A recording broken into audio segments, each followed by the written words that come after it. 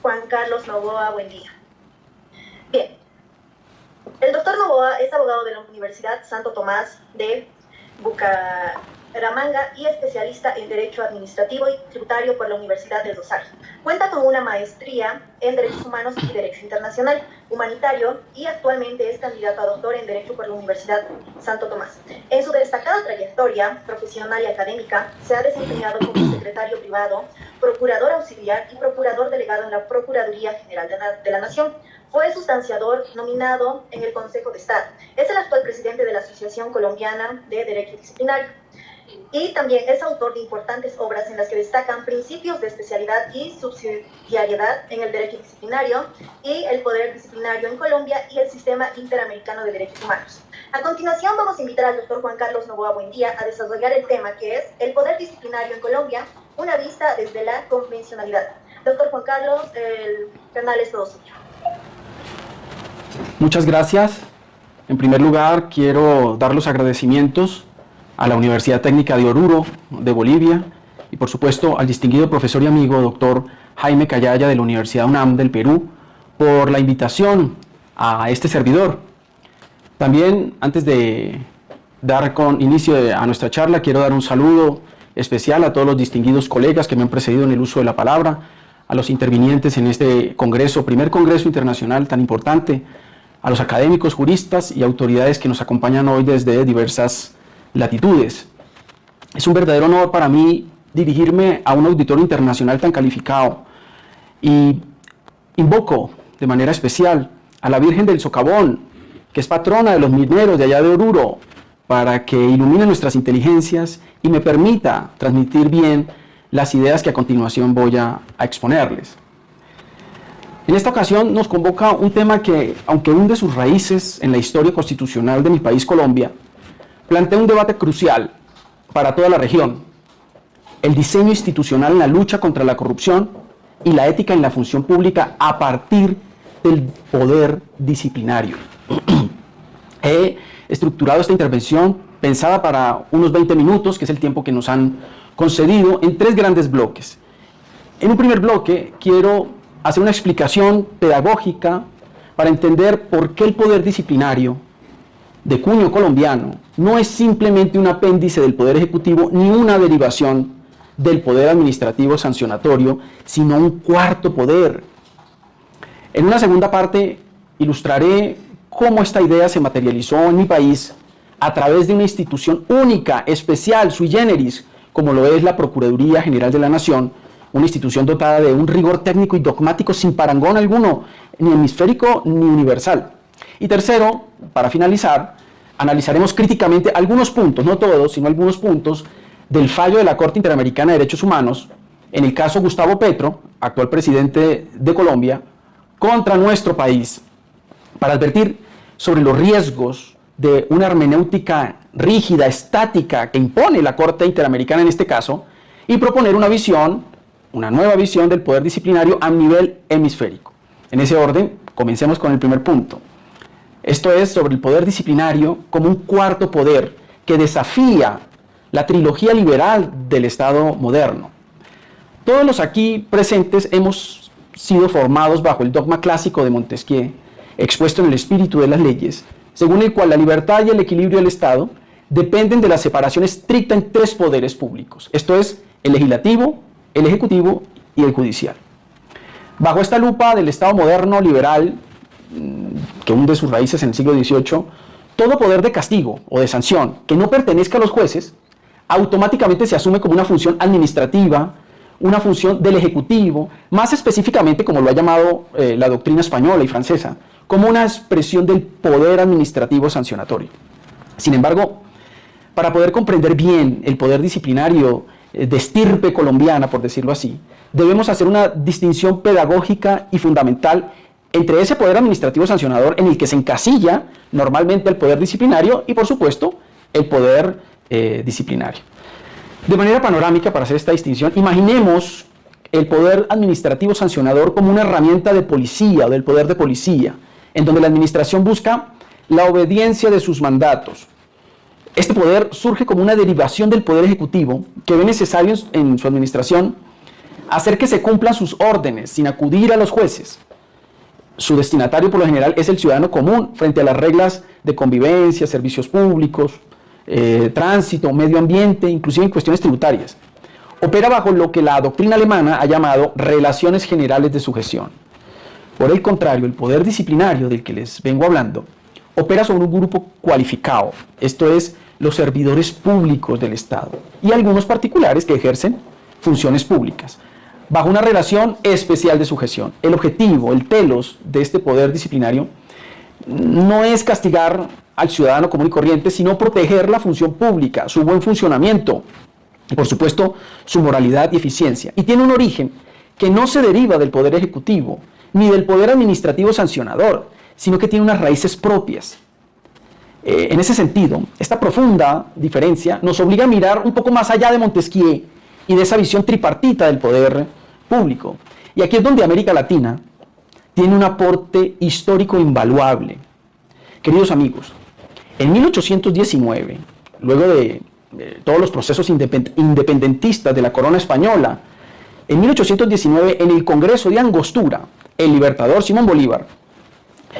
comprendió que la trilogía clásica del poder público entre legislativo, ejecutivo y judicial era insuficiente para garantizar la probidad republicana que era naciente, no solamente en Colombia, sino en la mayoría de los países de nuestro hemisferio. Es un discurso que vale la pena luego reparar en él, el discurso de Angostura. En ese discurso, el libertador propuso la creación de un poder moral, un cuarto poder estatal conformado por un areópago al estilo griego, conformado como una especie de cámara de moral encargada de castigar los vicios públicos y vigilar la ética de los gobernantes de manera plena e independiente. Queridos amigos, después de 200 años, ¿cómo es de actual esta visión de Bolívar sobre este cuarto poder tan necesario para luchar contra la corrupción que corroe la mayoría de los regímenes que se dicen democráticos en nuestro hemisferio? Bolívar en ese entonces avisoró que sin un órgano autónomo dedicado a la disciplina y moralidad de los servidores públicos, distinto de los tres poderes públicos, la república sería devorada por la corrupción. Casi que tuvo una visión profética y medio apocalíptica de lo que ocurre en nuestro tiempo. Ahora bien, por lo tanto, y pedagógicamente hablando, el poder disciplinario, como se los he tratado de explicar, no es una mera función burocrática del Ejecutivo o derivada de este o del poder administrativo sancionador. Es ontológicamente un poder estatal independiente orientado a preservar la ética pública. Internamente, en nuestro país, la Corte Constitucional, que tiene gran prestigio a nivel hemisférico, de hecho la Corte Interamericana tiene muchas veces de referente a la Corte Constitucional de Colombia, en un fallo reciente, digo yo, del 2005, la Corte reconoció expresamente y en cierto modo esto que estamos diciendo, al manifestar que, abro comillas, el derecho sancionador, hablando en general, supone una franca ruptura del principio clásico de la división de poderes. Hasta aquí las comillas. Con algunas salvedades sobre la sentencia y la visión del derecho sancionador, que no son del caso en este momento profundizar, porque sería pretencioso de mi parte explicarlas en tan corto tiempo. Lo importante de esta decisión de la Corte Constitucional colombiana es que advirtió de manera tajante que el modelo absoluto de separación de funciones de Montesquieu, de ese modelo de Estado liberal francés, que se replicó en la mayoría de nuestras latitudes, se reveló como insuficiente ante el incremento de deberes y obligaciones de los servidores públicos. Ante esta constatación, dejó claro la Corte, en hace poco más de 20 años, que la represión de los ilícitos y en especial de las faltas a la función pública ya no podían corresponder de manera exclusiva a un poder judicial y mucho menos limitarse a la justicia penal. Y con esto quiero ya ir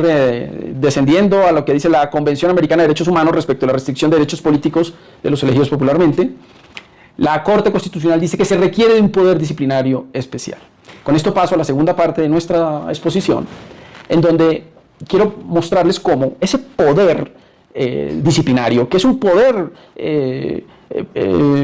no derivado de los tres poderes públicos, sino que es un poder que es concurrente a la división del poder público, ese poder moral que avisoró el libertador Bolívar hace más de 200 años. En principio, luego del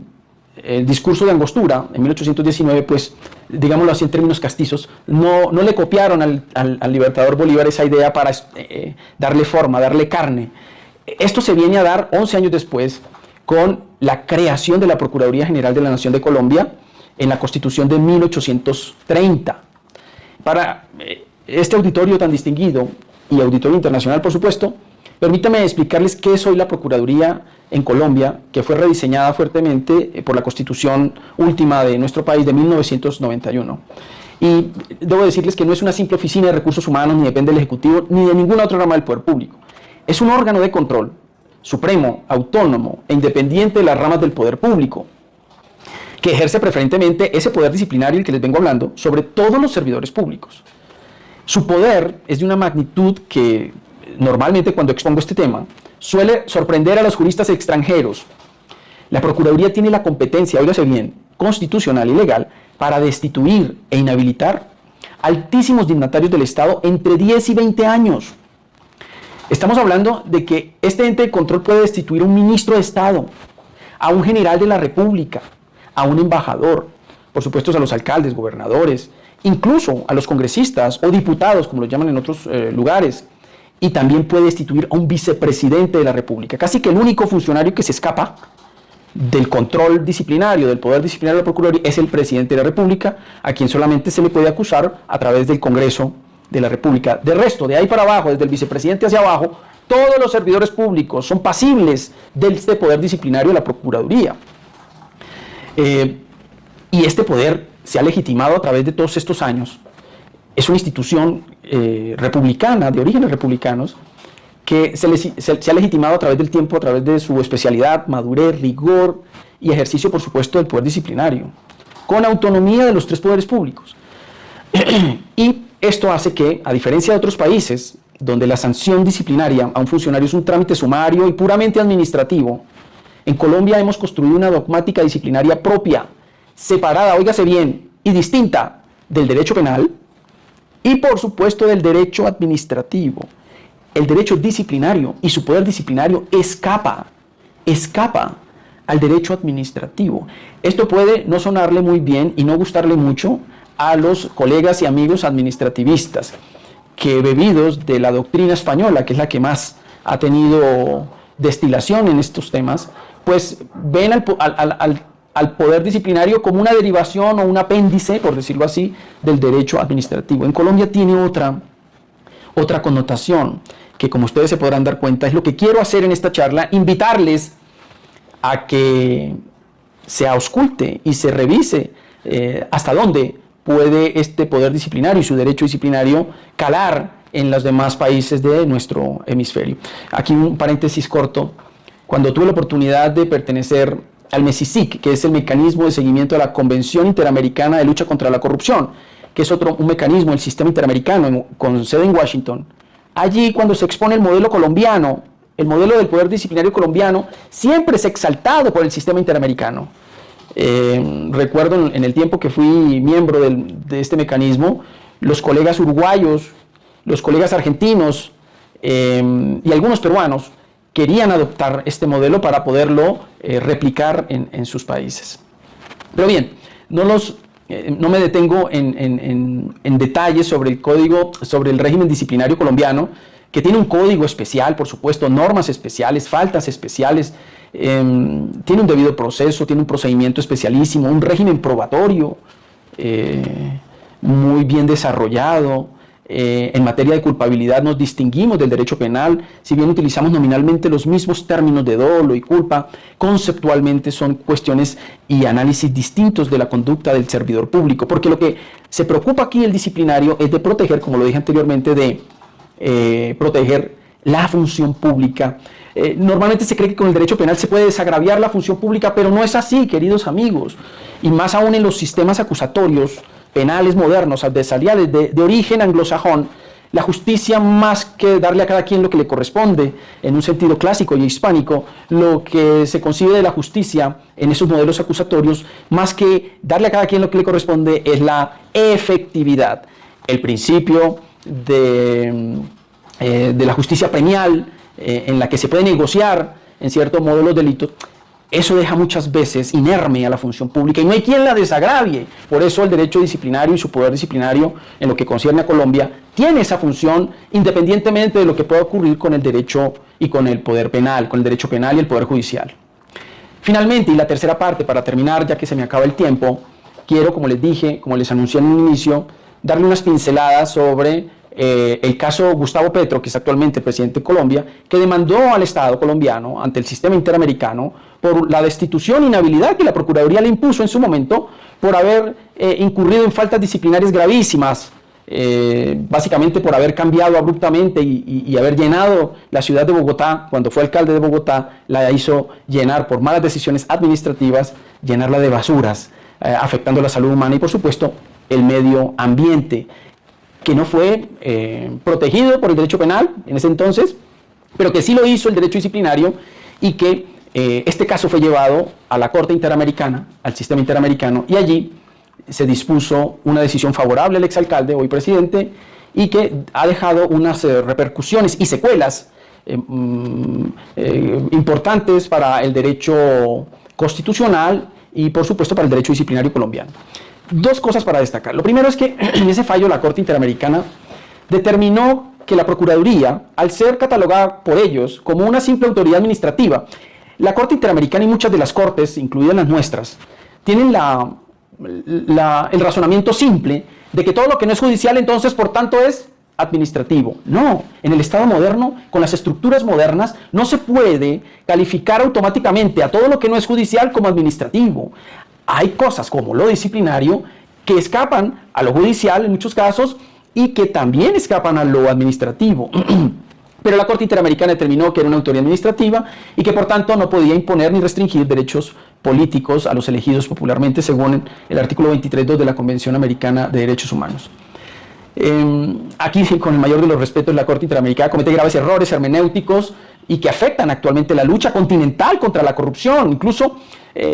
afecta la Convención Interamericana de Lucha contra la Corrupción, que es posterior al Pacto de San José, a la Convención Americana de Derechos Humanos, que es del año 60 y tantos, y que esta norma tiene un origen muy especial porque lo que se pretendía en ese momento era que todo fuera por un juez penal, claro, pero porque en ese tiempo, recordemos, estaban plagadas nuestros países de dictaduras militares y que se identificaban con lo ejecutivo y con lo administrativo. Por eso la norma del 62 no se puede leer hoy de la misma forma en el 2020 y en el 2026. Y allí por eso la Corte comete un error hermenéutico porque esa norma se había venido interpretando de manera teleológica y sistemática, pues porque de acuerdo con las novedades del Estado moderno, hay otros regímenes no penales, no judiciales, que restringen derechos políticos. Verbigracia en el Perú, hemos visto en los últimos años cómo un órgano no judicial, como lo es el Congreso de la República, a través del derecho de impeachment, ha retirado del cargo de presidente de la República a varios presidentes, y no es un asunto de derecho penal. Es un derecho especial. Según la lectura exegética ahora de la Corte Interamericana, esos regímenes no tendrían cabida porque no se comprende dentro de la literalidad del artículo 23.2 de la Convención. Pero además de eso y de ese error de cambio de hermenéutica, que normalmente las Cortes pueden cambiar de técnica interpretativa, por supuesto, pero para hacerlo deben hacerlo con responsabilidad, deben recoger lo que han dicho previamente y decir por qué se cambia. En este caso no hubo tal razonamiento. Ahora bien, un segundo aspecto que es determinante respecto de la charla que les estoy ofreciendo, y es que el segundo error y más protuberante error conceptual es, y la razón por la que yo inicié esta conferencia, hablando del cuarto poder, es que la Corte Interamericana ubicó al poder disciplinario colombiano como un simple poder de la administración derivado del poder ejecutivo, catalogándolo como simplemente un asunto administrativo sancionador. Al asimilar a la Procuraduría con cualquier oficina burocrática de subordinación del Ejecutivo, interna de otros países, como apéndice de este Poder Ejecutivo, el sistema interamericano ignoró por completo nuestro diseño constitucional y el origen republicano y especial de este cuarto poder, como lo es el poder disciplinario. Ignoró nuestra tradición jurídica, ignoró que la Procuraduría es un órgano autónomo que ejerce materialmente funciones de justicia con garantías plenas del debido proceso. Para finalizar, queridos amigos y colegas, no podemos seguir atrapados en esta camisa de fuerza que divide el mundo sancionatorio entre jueces penales y dependientes del Ejecutivo y de su poder administrativo sancionador. Entre penal y administrativo. La corrupción moderna es mucho más sofisticada que eso y requiere, por tanto, controles institucionales igualmente sofisticados como el que hoy muy respetuosamente les estoy presentando. A modo de conclusión, espero que este auditorio internacional sea una especie de caja de resonancia para trazar una línea de autonomía e independencia del poder disciplinario, no solamente en Colombia, sino a nivel hemisférico.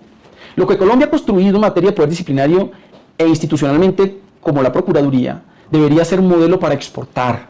y no una anomalía, como muchos internamente aquí en nuestro país lo considera, una anomalía para erradicar. El sistema interamericano debe evolucionar para reconocer la existencia y legitimidad de autoridades disciplinarias independientes que, sin ser jueces ni jueces penales, están revestidas de todas las garantías del debido proceso para proteger la ética pública, tan añorada por nuestros países en este momento, y sancionar a quienes traicionan la confianza del electorado. Y termino con esto, solo integrando un poder disciplinario fuerte, autónomo y respetuoso, por supuesto, de los derechos humanos, lograremos que la democracia en América, o en las Américas, como se habla hoy en día, no sea solo un formalismo electoral,